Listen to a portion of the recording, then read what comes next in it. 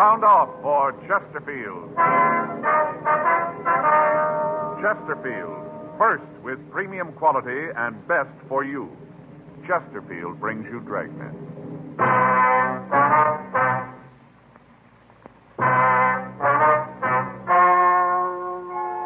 Ladies and gentlemen, the story you are about to hear is true.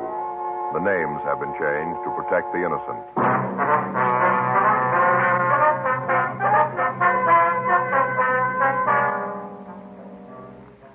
You're a detective sergeant. You're assigned to auto theft detail. You get a call from a truck rental service. One of their trucks has disappeared. There's no sign of the man who rented it. Your job, find him.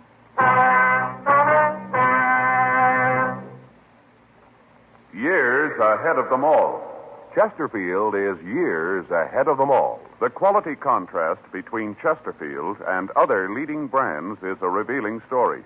Recent chemical analyses give an index of good quality for the country's 6 leading cigarette brands. The index of good quality table, which is a ratio of high sugar to low nicotine, shows Chesterfield quality highest. Chesterfield quality highest. 15% higher than its nearest competitor.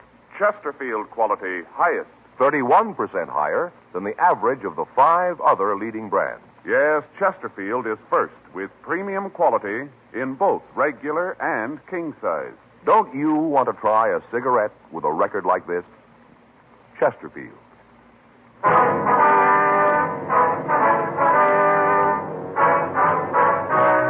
Dragnet, the documented drama of an actual crime. For the next 30 minutes, in cooperation with the Los Angeles Police Department, you will travel step by step on the side of the law through an actual case transcribed from official police files. From beginning to end, from crime to punishment, Dragnet is the story of your police force in action.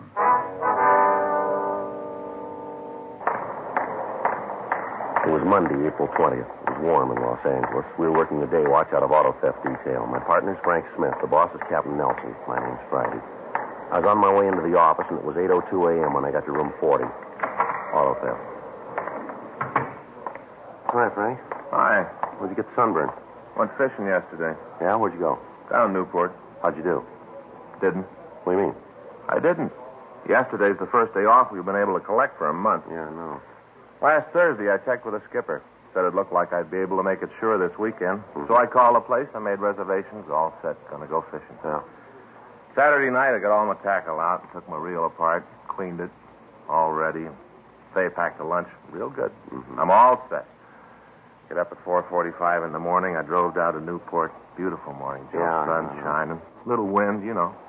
Really looking forward to it. Gonna be a real day off, you know. Mm-hmm. Get down there, get on the boat. Not many people, maybe 15 or 20. Yeah, not many for a Sunday, was it? No, that's why I think I got it made. I got a place right at the back of the boat, and we shoved off. I went down to get some breakfast. You know, load up and really pull those fish in. Yeah. I got through eating, went up on deck. Where do you suppose we were? Well, I wouldn't know. Don't take a guess. Frank, I wouldn't have the least idea. All right, where were you? Right back at the dock. What? Yeah, right back at the dock. They'd gone out to the ocean, and the water was so rough they turned around and came right back. And all the while, I'm down below having breakfast. I didn't even see the ocean. Oh, well, that's too bad, isn't it? Yeah. Picked up my tackle, went over and fished on the pier. Sat there all day. Ate my lunch and fished all day. Well, how'd you do there? Pretty good, huh? All day just getting a blister on my lip from the sun. I just sat there. Yeah, well, did you catch anything? How'd you do? Skunked. Huh?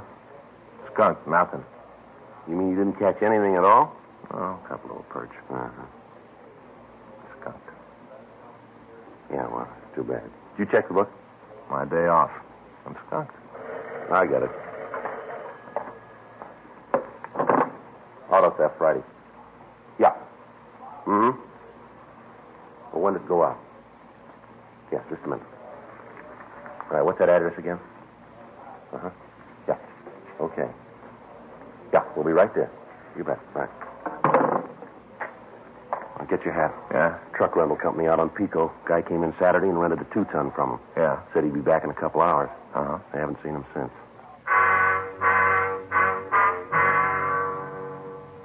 8:24 a.m.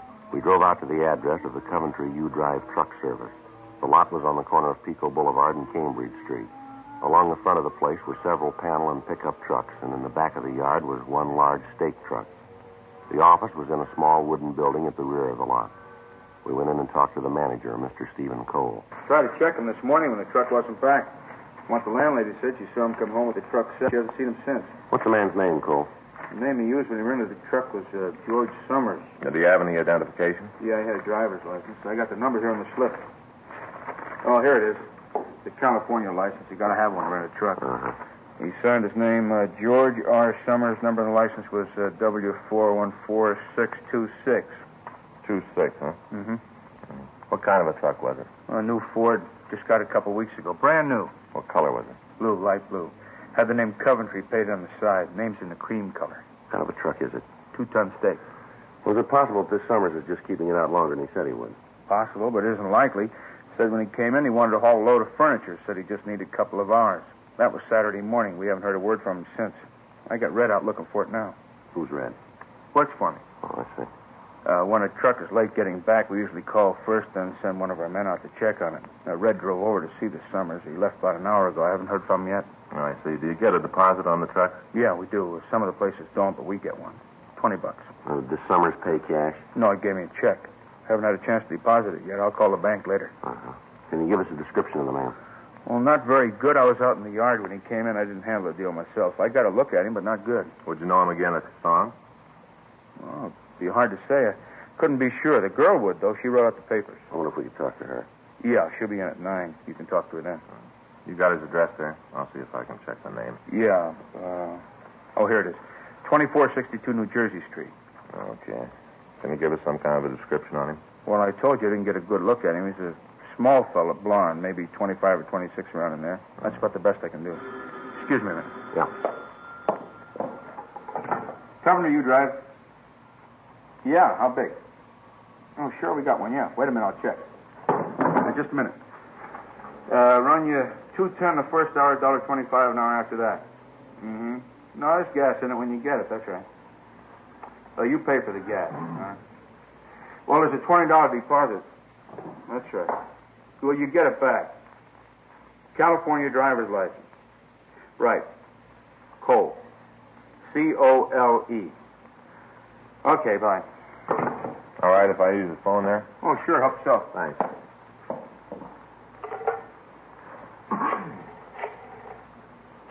Pretty busy, you right? Yes, sir. Once in a while we get kind of slow, but it seems like everybody's moving or something all the time. They're Record renting deal, trucks. please. Yeah, 2626. Got 3 other places, you know, around town. Mm-hmm. Hi there, it's Officer Frank Smith, 2633. Mm-hmm. Would you check the name George R. Summers, please? Well, he's described as WMA 23 to 27. Slight build. And blonde. No, blonde. Mm-hmm. Possible address is given as 2462. Wonder if we could see the check he left his deposit, Cole. Sure, I got it clipped on the back of the slip. Yeah. Sure, I'll hang on. Here it is. Uh-huh. That truck is worth about $2,800 as it stands, you know. Well, you carry insurance on it, don't you? Oh, sure, it's covered, but that isn't the point. That guy that just called wants to rent a 2-ton stake. Only got 2 of them. thanks very much. Somebody else calls, I'm going to lose the rental. That's what gripes me. thanks. Probably turn out that deposit check isn't any good either. I'm out all the way around. Mm-hmm. How about it, Frank? Well, can't be sure. We've got a record on the George R. Summers. It might be it. Address is different, but out of 6 cards, it's the closest. Done time for possession. What's he mean, possession? It's narcotics. Oh. So how about it? Does he want it now? No, nothing on him. You give us the license number of the truck? Yeah, it's right here. I got the body motor serial number 2. Lousy phone. Here's a slip. You can copy the dope yourself. Thank you. Coventry U-Drive. Yeah. Is he there? Uh-huh. You tell me to get right down here. Yeah, you bring him. Right. Well, that's it. Huh? Call was from Red. He found Summers in his boarding house. Says he's been there since Saturday night. How about the truck? According to what he told Red, he left it out in front of the house Saturday afternoon. Yeah. Came back, it was gone. 9:14 a.m. The owner of the truck rental service called the bank that the deposit check had been written on. He talked to the cashier and found that there was enough money in Summers' account to cover the check. We got a full description from Cole's secretary of the suspect. A check of the truck company records showed that he'd never rented a truck from them before. 9:46 a.m. Summers arrived at the office of the U-Drive company. We talked with him briefly and asked him to accompany us downtown. We got out a local and an APB on the stolen truck. We checked his fingerprints against the record card and got a positive identification. 10:37 a.m. We took him to the interrogation room. You ever been arrested? You know the answer to that. I'd like to have you tell us. Yeah, I fell once, did my time. I'm clean, no parole. Want to tell us about this truck deal? Sure, I got nothing to lose. I didn't have anything to do with it. All right, from the beginning. I rented it about noon on Saturday. What are you going to use it for? I had to help a friend of mine move some furniture. Now, what's the friend's name?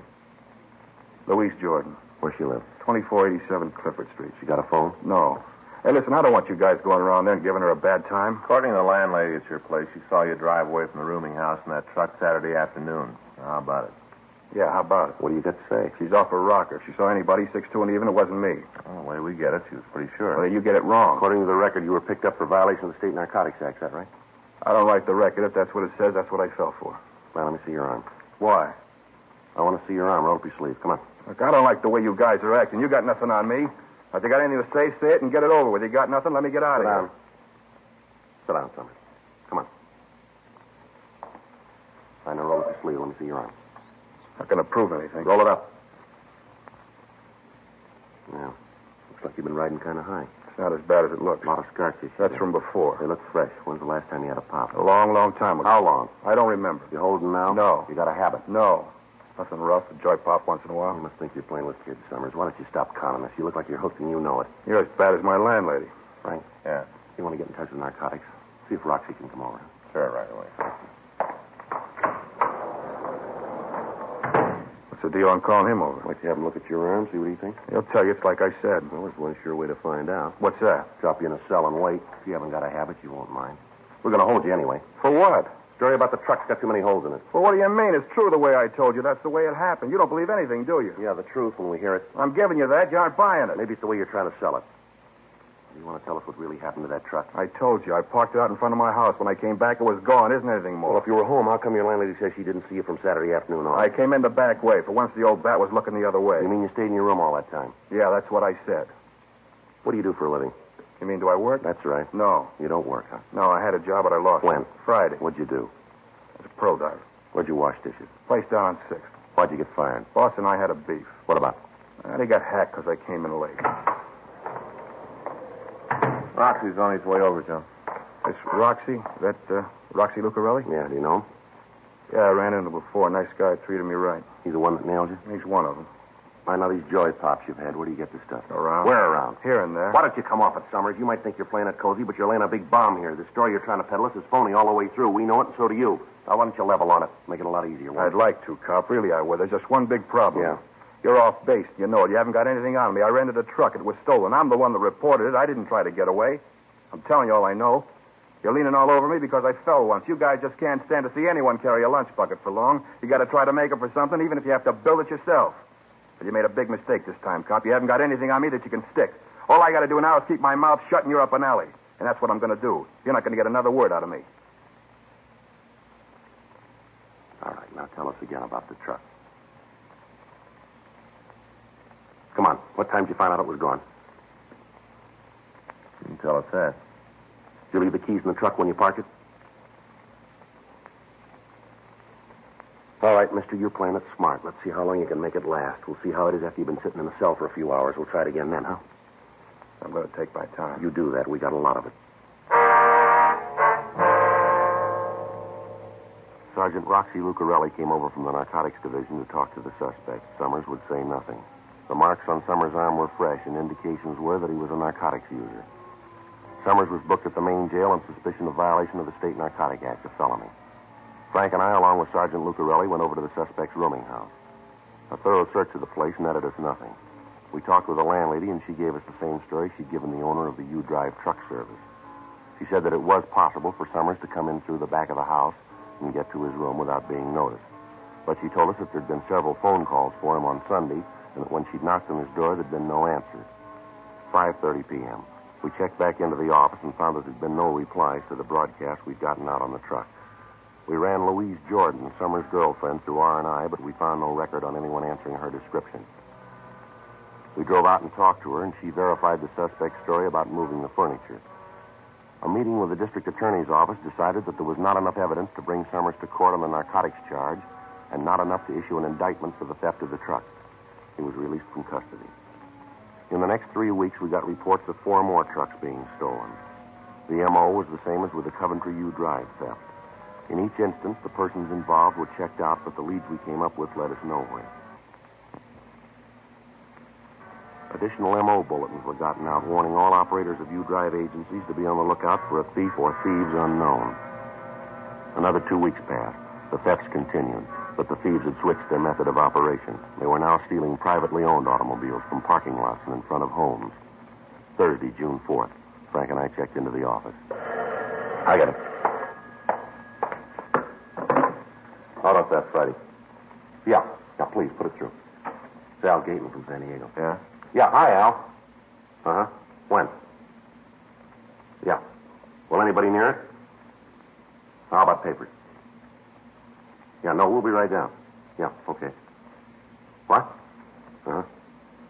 They've been keeping up. Right. Well, maybe it is. No, we'll leave here right away. We'll see you in about, let's see, it's 10:20 now. About 3 hours? About how long it'll take us, won't it? Yeah, bye. Bye, Al. Well, he says that truck from Coventry U Drive has been found. Where? Just outside Rosarito Beach in Mexico. Yeah. Found new registration papers and something else under the seat. Huh? 12 bundles of heroin.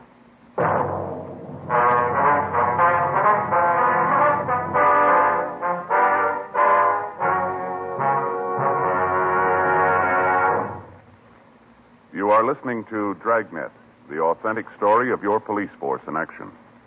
Chesterfield is best for you. Listen to Chesterfield's record. For a full year and 2 months, a doctor has been making regular examinations of a group of Chesterfield smokers, and he reports no adverse effects to the nose, throat, and sinuses from smoking Chesterfields. Don't you want to try a cigarette with a record like this? Chesterfield. First with premium quality in both regular and king size. Chesterfield. First choice with Young America. And that's from a survey of 274 colleges and universities. Try Chesterfields today. Remember, Chesterfield is America's best cigarette buy.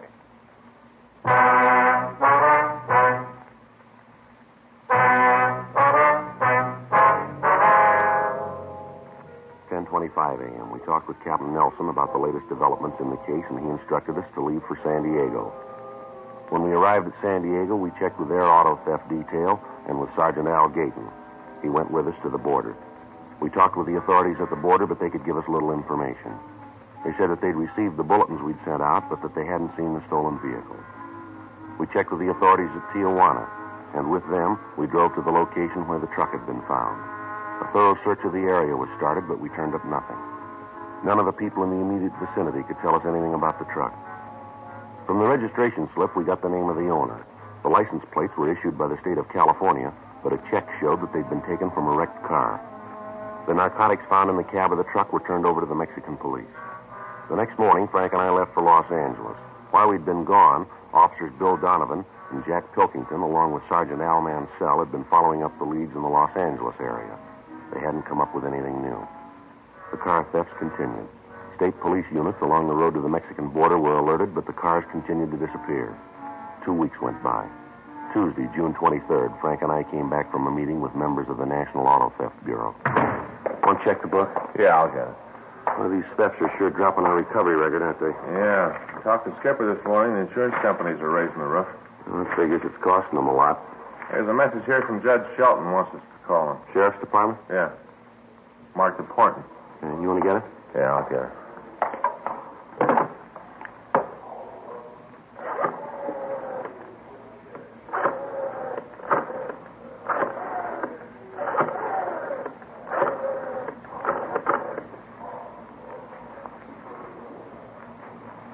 Narcotics, please. Yeah, Judge Shelton there? Yeah, thanks. He's there, I think. Hey, Judge, it's Frank Smith over at Auto Theft? Yeah. Oh? Well, why do you think that's it? Yeah. When are you going to meet her? Mm-hmm. Okay, we'll be right over. Right, goodbye. Anything? Yeah, Judge got a call this morning from a girl. Said she's been invited down to Mexico. Yeah. Says two of them are going down to pick up some heroin. Yeah. Where do we fit in? Girl told Judge they'd be driving a stolen car.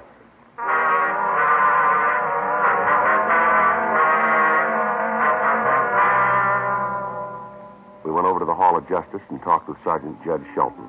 He told us about the call he'd received. He said that he was supposed to meet the girl at 3:30 that afternoon, and he wanted to know if we wanted to accompany him. We told him we did, and at 3:15 p.m., the three of us walked into a bar on West 7th.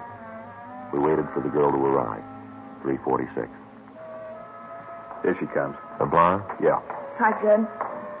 Sir, I'd like you to meet a couple of friends of mine. Kurt Collins, Frank Smith, Joe Friday. How do you do, Hi, sir? Stu. Sit down, Barry. Thanks. Can I get you anything? Sandwich, cup of coffee? No. I could use an old-fashioned, though. Tell him to give you a big piece of orange. Okay, I'll get it. Excuse me. Sure.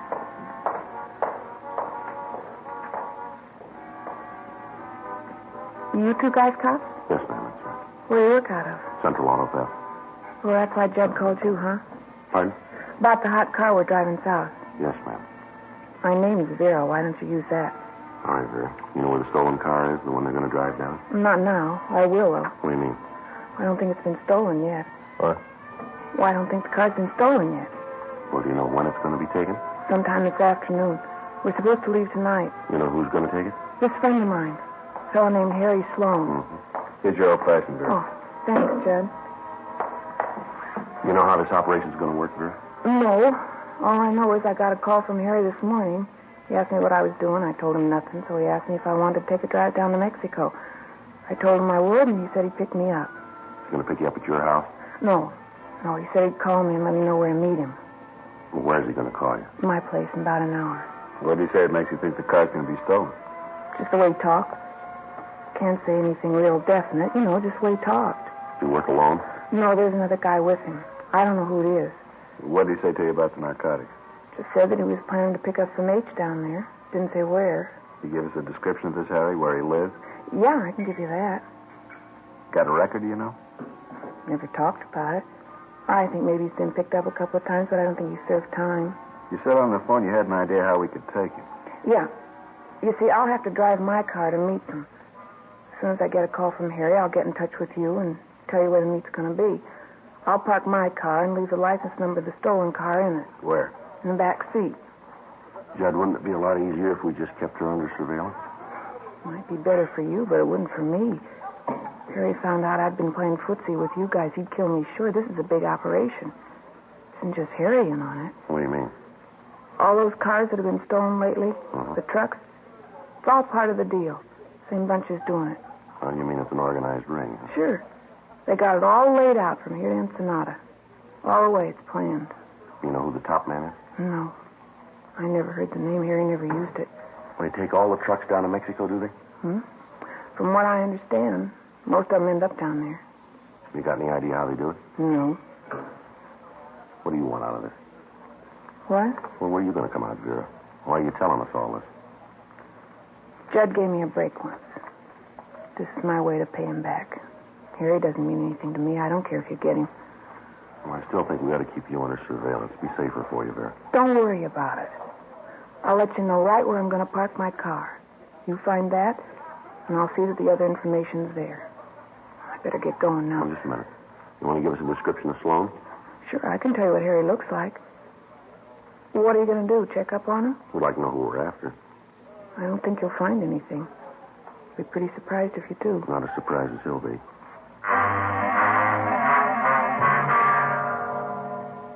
We got the description of Harry Sloan and called the office to check the name. There was no record of anyone answering his description.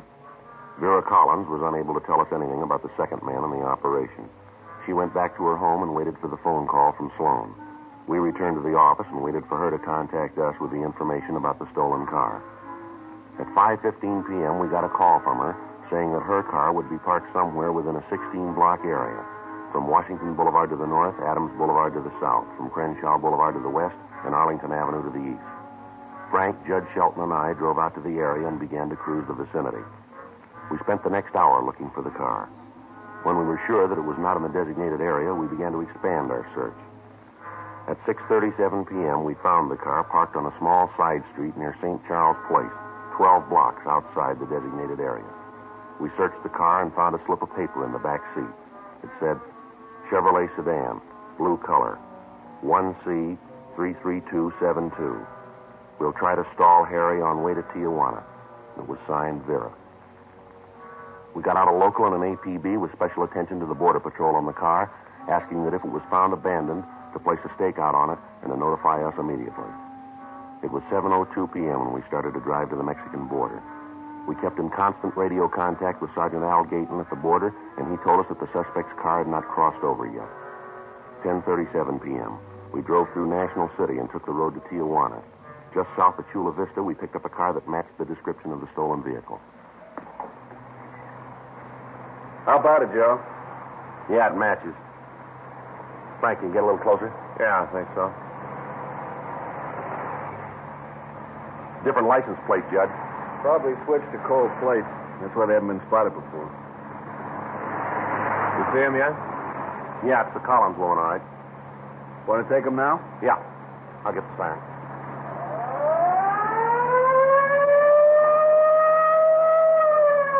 Doesn't look like they're going to stop.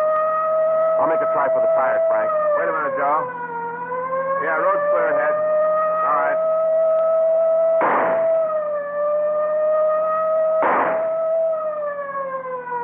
They're slowing down. Yeah, they're pulling over. All right, get your hands on that wheel where I can see them. I'll cover the other side. Right. Come on. Right. All right, get out of the car. What are you trying to prove with all this shooting? Come on, mister, get out of the car. Come on, you two, get out. I don't know what you're trying to prove. We haven't done anything. Come on, let's don't argue. All right, mister, over to the car. I'll shake him, Joe. You're going to be sorry about this. You got a right to stop us. Stand still. Yeah, he's clean. Turn around.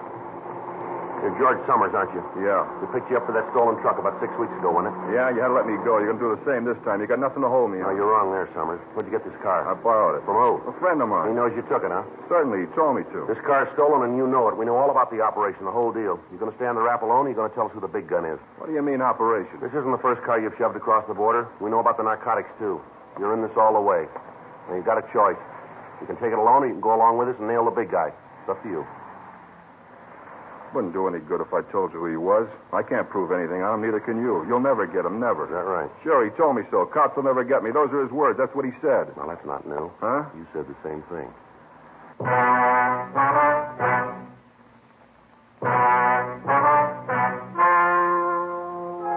The story you have just heard is true. The names have been changed to protect the innocent. On November 19th, trial was held in Department 89, Superior Court of the State of California, in and for the County of Los Angeles. In a moment, the results of that trial. And now, here is our star, Jack Webb. Thank you, George Fenneman. Friends, all of us on Dragnet are proud to be associated with Chesterfield because, believe me, Chesterfield is years ahead of them all. You just can't beat a cigarette that was good to begin with and keeps getting better all the time. But, of course, you can't find out how much you'll like them until you try them. That's what we'd like you to do.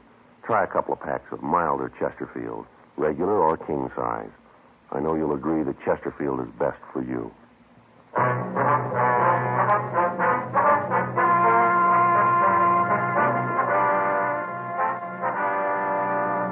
George Richard Summers and Harry Alden Sloan were tried and convicted of grand theft auto, 1 count. They received sentence as prescribed by law. Grand theft auto is punishable by imprisonment in the state penitentiary for not less than 1, nor more than 10 years. Next week, The Big Gun, Part 2.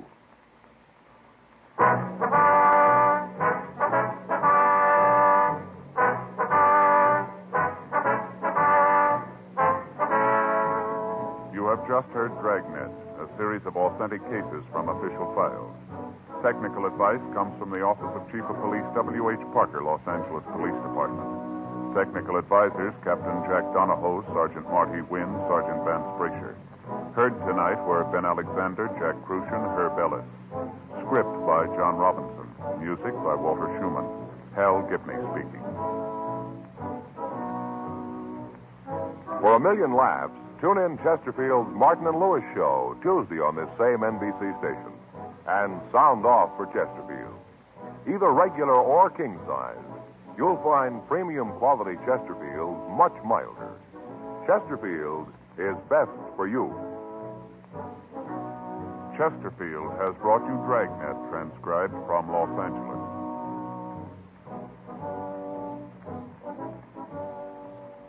Now, new Fatima has the tip for your lips. Fatima tips of perfect cork. King size for natural filtering. Fatima quality for a much better flavor and aroma. So remember, new Fatima has the tip for your lips. Fatima. See how smooth they are.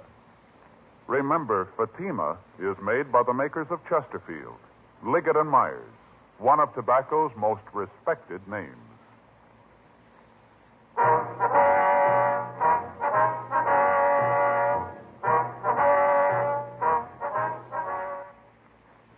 Tonight, it's adventure with Barry Craig on NBC.